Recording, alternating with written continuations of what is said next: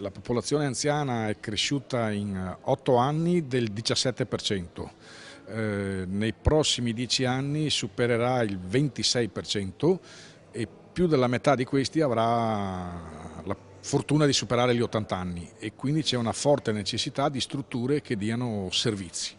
Un numero di anziani in costante aumento, con il problema che nelle case di riposo i posti letto non bastano. Sono 45 le strutture per anziani convenzionate in provincia di Treviso, per un totale di oltre 5.000 posti letto. Gli anziani che possono accedervi tramite contributo regionale sono però inferiori al numero di posti disponibili.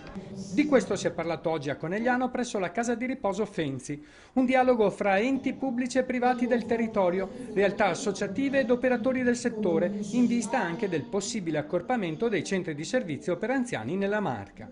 Alla luce della recente riorganizzazione della sanità regionale e della proposta di riforma delle IPAB, l'assessore regionale ai servizi sociali Manuela Lanzarin ha spiegato come il Veneto potrà disporre di una rete potenziata di centri residenziali aperti al territorio, in grado di offrire alle famiglie servizi migliori e diversificati, con un risparmio per l'intera collettività. Ma per l'anziano non cambierà nulla, diciamo. Noi abbiamo la filiera che va dalla domiciliarità alla semiresidenzialità, alla residenzialità, ai nuovi progetti innovativi del social house, del co-house, delle case albergo, quindi non cambierà. L'importante io credo che ci sia la messa in rete di tutti questi sistemi, si faccia massa critica anche nell'ottica di razionalizzare, di risparmiare, ma soprattutto di potenziare la qualità e l'offerta. Perché sappiamo benissimo che tra i servizi e il costo del personale oggi i due incidono oltre il 60%, per cui facendo il sistema in questo modo riusciamo a mantenere i servizi che oggi abbiamo nel territorio.